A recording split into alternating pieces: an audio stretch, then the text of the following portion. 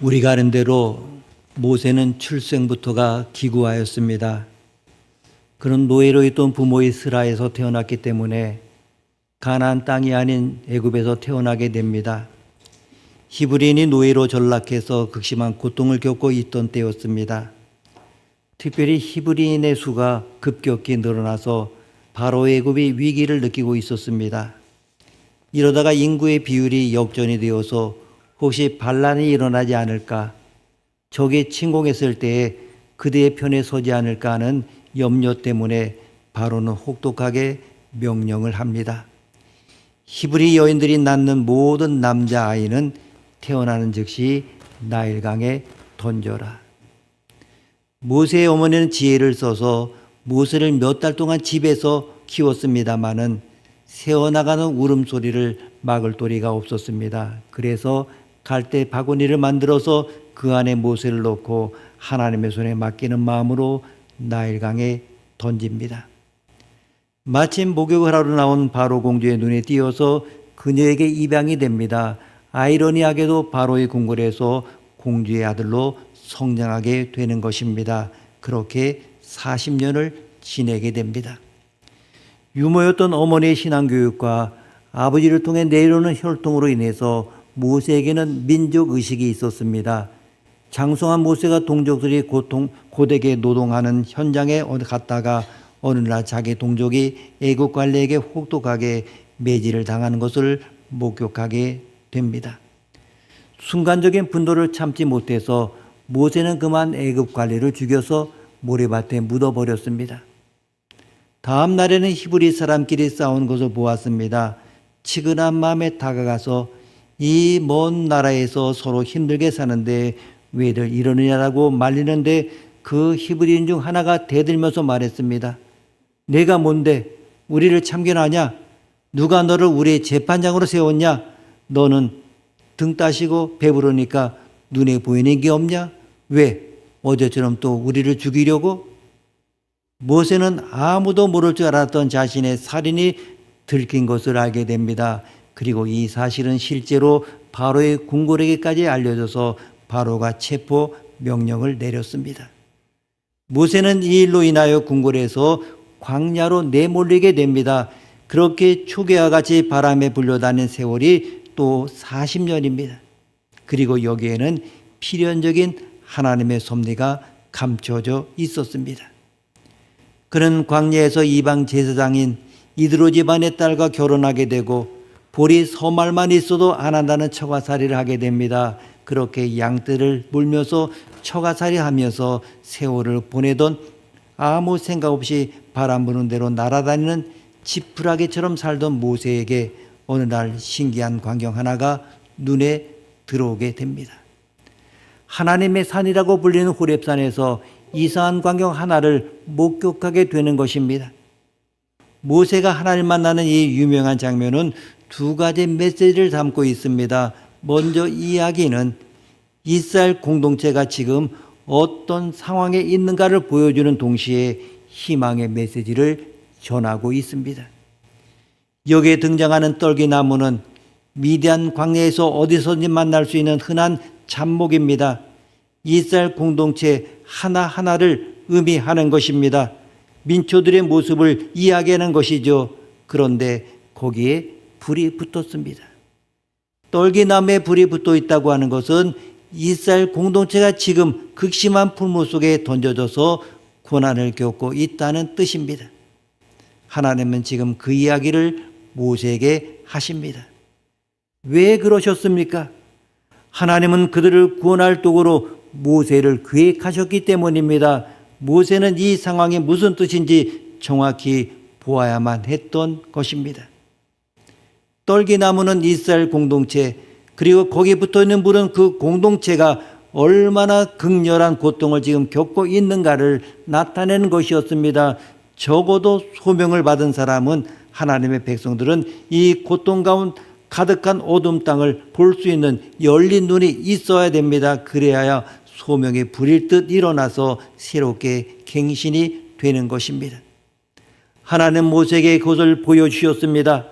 네 민족이 지금 이와 같이 고통을 겪고 있다. 그런데 그 나무가 타질 않습니다. 없어지질 않습니다. 원문에는 나무가 타지 아니하는 거라고 했는데 그 의미가 왜 나무가 없어지질 않느냐는 것입니다.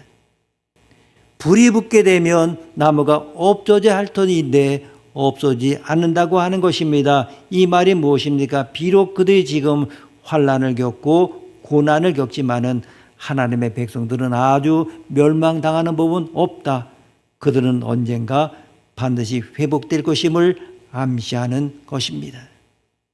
두 번째로 모세 개인에 대한 메시지입니다. 불이 붙으려면 기본적으로 세 가지 요인이 맞물려야 합니다. 탈 재료와 공기 그리고 불입니다. 그런데 지금 모세가 목격한 이 호렙산에서 광경 보게 되면 초자연적인 현상입니다. 분명히 떨기나무에 불이 붙었는데 그 떨기나무가 없어지지 않습니다. 탈 재료, 타서 없어질 재료가 있어야 불이 붙는 것인데 지금 떨기나무에는 불이 붙었는데 나무는 타서 없어지지 않는 초자연적인 일이 일어나고 있는 것입니다. 이 그림을 통하여 하나님은 무엇을 말하고 싶으신 것입니까? 모세야, 내가 이 구원의 역사를 위하여 너를 쓰겠지만 너에게 무슨 실력이나 조건이 있어서 너를 쓰는 것이 아니다. 너를 통해서 일하겠지만은 너에게 무슨 실력이나 조건이 있어서 너를 쓰는 것 아니다. 이 일은 처음부터 끝까지 내가 하겠다. 이렇게 하나님은 이야기하고 계신 것입니다. 하나님은 이런 초자연적인 소명 현장을 통하여 두 가지 메시지를 모세에게 보여주고 있습니다. 만약 제가 그 자리에 있었다고 하면 이렇게 큰 기적의 광경을 목격하고 하나님의 음성을 들었으니 감동해서 눈물을 글썽이며 아멘, 알겠습니다, 순종하겠습니다 했을 것입니다. 그런데 모세는 다르게 대답합니다. 출애굽기 3장 10절에서 11절 말씀, 출애굽기 3장 10절에서 11절 말씀 우리가 함께 읽습니다. 이제 내가 너를 바로에게 보내어 너에게 내 백성 이스라엘 자손을 애굽에서 인도하여 내게 하리라. 모세가 하나님께 아뢰되 내가 누구에게 바로에게 가며 이스라엘 자손을 애굽에서 인도하여 내리까. 아멘. 내가 누구이기에 바로에게 갑니까? 이것이 모세의 대답입니다. 이 대답에는 40년 동안 빈들을 홀로 겪어내며 차곡차곡 쌓은 하나님을 향한 원망이 아주 옹골지게 되어 있습니다. 하나님, 나를 통하여 일하시려면 내 나이 40의 애굽에서 문물을 다 겸비하고 보란듯 딱 나설 때에 그때 날 사용하시지, 무슨 일인지 할 수 있을 것 같은 청년의 나를 불러 쓰셔야죠. 애국 궁궐을 떠나 여기 산 지 40년인데 지금 내 나이 80인데 이제 다 늙어서 갈 날만 기다리는데 나를 어떻게 하시렵니까? 이제 좀 그만합시다. 내가 누구에게 바로에게 가냐는 말에서 이런 모세의 마음, 원망의 마음을 읽을 수가 있습니다. 그런데 모세가 한 가지 깨닫지 못한 것이 있었습니다. 120년 모세의 생애에는 크게 3등분 할 수가 있습니다. 태어날 때부터 40세까지는 애굽 왕 바로의 궁궐에서 최고의 것을 먹고 경험하며 세상을 배웠습니다. 그리고 애굽의 학문과 문물을 겸비한 탁월한 리더로 자라났습니다. 그런데 그것 가지고 한 게 무엇이었습니까? 사람을 때려 죽이는 일이었습니다. 아무리 애굽에서 40년 동안 잘 먹고 잘 살고 모든 것 배웠다 문물을 겸비했다 할지라도 그가 한 일은 사람을 때려 죽인 것밖에 없는 것입니다. 적어도 그 정도면, 그 정도의 배경이면 민족을 위해서 무언가를 할 수 있을 것이라고 생각했는데 한 것은 사람을 죽인 것밖에 없습니다. 그런데 하나님은 그런 모세를 완전히 땅에 묻어버리십니다. 40년 동안 악소리도 못 내게 부숴버립니다. 그 광야에서 40년을 지푸라기처럼 먼지처럼 불려 다녔던 것입니다. 저가살에 지팡이 하나 들고 양떼를 이리저리 몰면서 역사 속에서 잊혀진 것입니다. 그리고 지금 나이가 80세입니다. 이제 뭘 하겠습니까? 출애굽기 3장 11절에 나오는 모세의 고백, 내가 누구에게 바로에게 가고 이스라엘 자손을 애굽에서 인도하여 내리까 하는 말이 바로 그런 뜻입니다. 이 나이에 날 어떻게 하겠다고 이제 와서 왜 속만 상하게 만듭니까? 됐습니다. 잘 나갈 때 나를 땅에 묻어버리소서. 이제 이게 뭡니까? 이런 이야기입니다. 그는 애굽에서도 사형 선고를 받은 것이나 다름없습니다. 그가 누구인지 왜 도망가는지 모르는 사람이 있겠습니까? 그러니 모세는 답답한 것입니다. 내가 바로에게 어떻게 갑니까? 가서 뭐라고 그러겠습니까? 그러나 하나님의 눈으로 볼 때 이제 되었습니다. 사도행전 7장 29절에서 30절 말씀을 보면 함께 읽습니다. 모세가 이 말 때문에 도주하여 미디안 땅에서 나그네 되어 거기서 아들 둘을 낳으니라. 40년이 참에 천사가 시내산 광야 가시나무 떨기 불꽃 가운데서 그에게 보이거늘. 아멘. 이 사도행전 말씀에 기가 막힌 이야기가 있습니다. 40년이 참에 천사가 움직였다고 합니다. 이것은 무슨 뜻입니까? 이 모든 것이 다 하나님의 계획에 있었다고 하는 것입니다. 40년은 애굽에서 세상에 무엇인가를 배우며 보내게 하셨습니다. 나머지 40년이 무엇입니까? 내가 갖고 있는 그 조건이나 배운 것이 하나님의 일을 하고 민족을 구원하는데 얼마나 쓸데없는 것인가를 가르쳐 주셨습니다. 그 40년이 참에 천사가 시내산에서 가시떨기 불꽃 가운데 그에게 나타나서 그를 부르시는 것입니다. 오늘 본문 1절 2절 말씀, 4장 1절 2절 말씀 함께 읽습니다. 모세가 대답하여 이르되 그러나 그들이 나를 믿지 아니하며 내 말을 듣지 아니하고 이르기를 여호와께서 내게 나타나지 아니하셨다 하리이다. 여호와께서 그에게 이르시되 내 손에 있는 것이 무엇이냐? 그가 이르되 지팡이이니이다. 아멘. 모세가 안 가겠다고 버티는데 하나님 모세에게 질문하십니다. 내 손에 있는 것이 무엇이냐? 모세의 손에 지팡이가 있었습니다. 지금 이 지팡이는 바로 모세의 분신과 같은 존재입니다. 아마 40년 동안 광야 생활하면서 내내 그 지팡이에 같이 있었을 것입니다. 온 밤을 새며 양떼를 보호할 때도 지져가는 몸을 이 지팡이에 의지했을 것입니다. 나무 둥지에서 잘려 나온 죽은 생물인 이 지팡이를 모세는 자기와 같은 처지로 여겼을 것입니다. 이 지팡이는 바로 모세를 상징합니다. 내 손에 있는 것이 무엇이냐? 지팡이입니다. 하나님은 그것을 땅에 던지라고 하셨습니다. 3절 4절 말씀 함께 읽습니다. 출애굽기 4장 3절 4절입니다. 여호와께서 이르시되 그것을 땅에 던지라 하시매 그 땅에 던지니 그것이 뱀이 된지라. 모세가 뱀 앞에서 피하매 여호와께서 모세에게 이르시되 내 손을 내밀어 그 꼬리를 잡으라. 그가 손을 내밀어 그것을 잡으니 그의 손에서 지팡이가 된지라. 아멘. 땅에 던졌더니 뭐가 되었습니까? 뱀이 되었습니다. 여기에 사용한 뱀이라는 히브리어로 니쉬인데 코브라 종류의 뱀을 말하고 있습니다. 그 당시 애굽에는 부토라고 하는 유명한 수호신이 있었는데 그 여신을 나타낸 문형이 바로 여기 등장하는 코브라 독사입니다. 지팡이가 그 독사로 바뀌었던 것입니다. 그리고 모세의 손에서 그 뱀은 다시 지팡이가 됩니다. 하나님의 뱀에 대해서는 몰라도 한참 모르시는 것 같습니다. 사람이 뱀 꼬리를 잡으면 어떻게 됩니까? 죽습니다.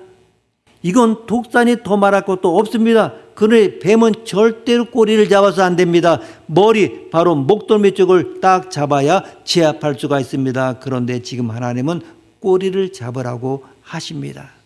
왜 꼬리였습니까?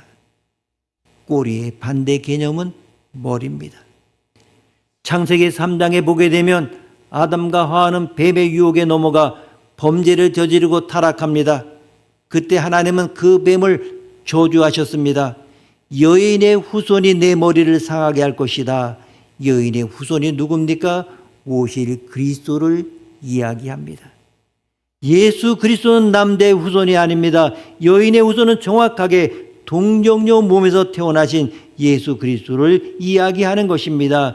이미 뱀의 머리는 메시아에 의해서, 그리스도에 의해서 승패가 결정이 된 것입니다. 그러면 꼬리를 잡으라고 하는 말은 무슨 뜻입니까? 머리는 이미 그리스도에 의해서 승패가 결정된 상태니까 꼬리를 잡으라고 하는 것입니다. 이 말은 내가 아는 구원의 역사에 너는 폼만 잡아라. 내가 너를 그렇게 쓰겠다. 이 전쟁은 내가 싸울 싸움이 하나도 없다. 너는 순종만 해라는 것입니다.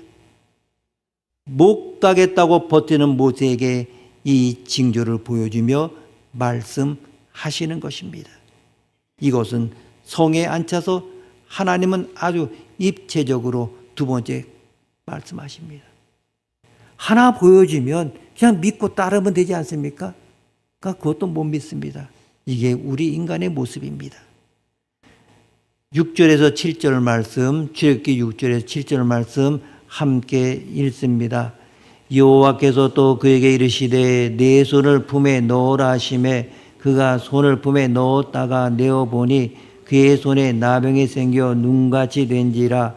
이르시되 내 손을 다시 품에 넣으라 하시매 그가 다시 손을 품에 넣었다가 내어보니 그의 손이 본래 살로 되돌아왔더라. 아멘.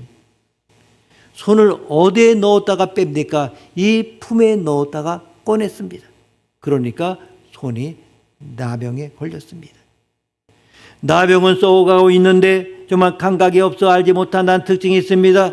이것은 우리의 죄성과 똑같은 특징을 가지고 있는 것입니다. 그래서 나병은 구약 성경에서도 심판으로 간주합니다. 그런데 이 품, 가슴에 넣었다가 빼니까 나병이 발생했습니다. 인간의 죄는 어디서 나옵니까? 무엇이 문제입니까? 바로 심령이 문제입니다. 다시 이 품에 넣었다가 손을 빼니까 그 나병의 원래 살로 깨끗하게 치유되었습니다.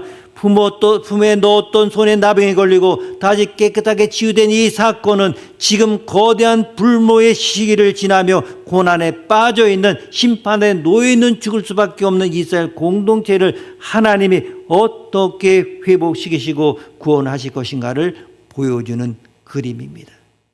모세를 통해서 말입니다. 원래 우리는 애굽이라고 하는 세상에 심판 아래 놓여 있었던 인생들입니다. 그러나 예수 그리스도의 십자가 죽음과 부활을 통해서 건짐을 받고 회복이 되었습니다. 이것을 나병 걸린 손이 회복되는 광경을 통해서 하나님 모세에게 지금 설명하시는 것입니다. 내가 할 일이 바로 이 일이다. 9절 말씀 함께 읽습니다. 9절입니다. 그들이 이 두 이적을 믿지 아니하며 내 말을 듣지 아니하거든 너는 나일 강물을 조금 떠다가 땅에 부으라. 내가 또 나일 강물이 땅에서 피가 되리라. 아멘.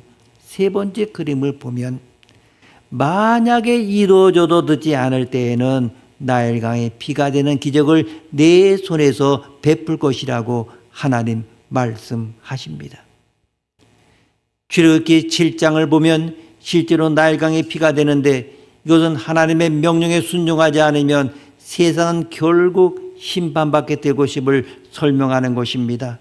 지금 모세는 이 놀라운 하나님의 구원에 그런 막대기처럼 붙들리는 것입니다. 그런데 끊임없이 모세는 착각을 합니다. 내가 좀 기운이 있을 때, 배운 것도 있고 잘 나갈 때 나를 부르셔서 쓰시지 이제 막대기 같은 내가 무엇을 할 수 있겠습니까? 이런 모세의 착각을 보면서 우리를 되돌아봅니다. 이것이 늘 우리의 유혹이라고 하는 것입니다. 이번에 승진만 되면, 돈 조금만 더 벌면, 그런데 내일이 우리의 것입니까? 아닙니다. 내일은 내 것이 아닙니다. 하나님이 주셔야 내일이라는 것은 내 날이 되는 것입니다. 내일을 염려하지 말라는 말은 그래서 굉장히 중요한 것입니다. 그거 내 날이 아니다. 내가 주어야 내 날이 된다. 그 이야기를 지금 하나님이 하고 계신 것입니다. 하나님은 지금 모세에게 이 세 가지 큰 그림의 계획을 보여주고 계시는 것입니다. 출애굽기 4장 20절 말씀, 4장 20절 말씀 함께 읽습니다. 모세가 그의 아내와 아들들을 나귀에 태우고 애굽으로 돌아가는데 모세가 하나님의 지팡이를 손에 잡았더라. 아멘. 드디어 모세가 길을 나섭니다. 광야에서 그의 부인처럼 함께했던 마른 막대기, 지팡이가 지금은 하나님의 지팡이가 되었습니다. 성경은 모세가 하나님의 지팡이를 손에 잡았다라고 이야기합니다. 이후에 모세는 이 지팡이를 들어서 홍해를 갈랐습니다. 아말렉을 물리치러 산에 올라가 기도할 때도 이 하나님의 지팡이를 들었습니다. 마른 막대 같은 이 모세를 하나님이 붙잡으시니까 그는 이스라엘 백성을 광야에서 40년 동안 인도할 수 있었습니다. 요즘 젊은이들을 보게 되면 스펙 이야기를 많이 합니다.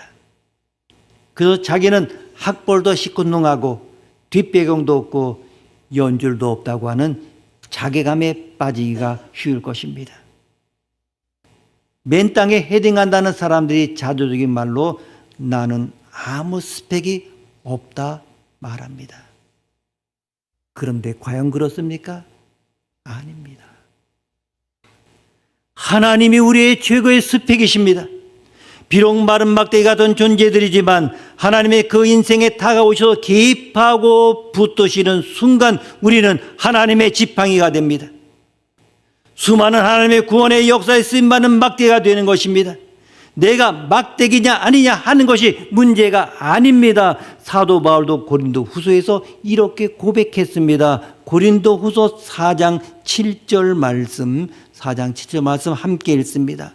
우리가 이 보배를 질그릇에 가졌으니 이는 심히 큰 능력은 하나님께 있고 우리에게 있지 아니함을 알게 하려 함이라. 아멘. 우리는 질그릇입니다. 그런데 이 질그릇 안에 뭘 가졌다고 합니까? 보배를 가졌다고 합니다. 그러면 보배가 보배로 드러나기 위해서 이 질그릇이 어떻게 돼야 됩니까? 부서져야, 깨져야 보배가 드러납니다. 그런데 우리 예수 믿는 사람들은 착각하고 오해합니다. 이 질그릇에 보배를 담았으니까 세월이 가면 이 질그릇이 동그릇이 되고, 동그릇이 은그릇이 되고, 은그릇이 금그릇이 되고, 금그릇이 다이아몬드 그릇이 되고, 이런 식으로 우리는 생각합니다. 이렇게 이해하면서 이제 해 주십시오, 해달라고 우기고 있습니다. 그래야 보배가 보배다워진다고 말입니다. 하지만 성경에는 그런 가르침이 없습니다. 성경은 뭐라고 말씀합니까? 이 질그릇이 깨져야 보배가 보배로 된다고 이야기합니다. 하나님은 왜 40년이 차서 모세에게 나타나셨습니까? 40년 광야는 모세에게 무슨 시간이었습니까? 자기가 익히고 배우고 습득한 것들이 하나님의 일을 하고 하나님의 하나님됨을 드러낸 데에는 무용지물인 것을 깨닫는 시간이었을 것입니다. 자신이 보잘것없고 하찮은 존재임을 배우는 시간이었을 것입니다. 그런데 자기 자신에 대해서 자신이 없어서 이런 내가 무슨 하나님이라 할 수 있겠느냐고 고백할 때에 하나님은 이제 됐다, 이제 내가 너를 쓰겠다 하시면서 붙잡는 것입니다. 하나님은 모세를 금막대기로 만들어 사용하지 않으셨습니다. 그는 여전히 그냥 광야에서 흔히 볼 수 있는 막대기에 불과했습니다. 그런데 하나님이 그를 붙잡는 순간 그 막대기가 하나님의 지팡이가 되는 것입니다. 믿으십니까? 최고의 스펙이 무엇이라고요? 하나님이 내 인생에 개입해서 들어오시는 것입니다. 하나님의 나를 붙잡는 것이 최고의 스펙입니다. 요한복음 10장 29절에 보게 되면 내 아버지는 만물보다 크심에 아무도 아버지의 손에서 빼앗을 수 없느니라고 성경은 우리에게 말씀합니다. 세상의 학력, 배경, 연줄, 이것이 최고의 스펙이 아닙니다. 일터에서 불공평하고 억울한 일들을 겪으십니까? 그럴 때마다 소리를 치십시오. 하나님이 나의 스펙이시다. 하나님이 나의 스펙이시다. 우리 인생의 하나님의 전능하심과 예수 그리스도의 보배로움이 드러나기를 소망합니다. 그런 은혜를 받는 우리 모두가 되기를 축복합니다. 기도하시겠습니다. 하나님, 비록 마른 막대기 같은 존재들이지만 우리 인생에 다가오셔서 개입하고 붙으셔서 하나님의 지팡이가 되게 하시니 감사합니다. 항상 수많은 하나님의 구원 역사에 쓰임받는 막대기가 되게 하옵소서. 예수님의 이름으로 기도드립니다. 아멘.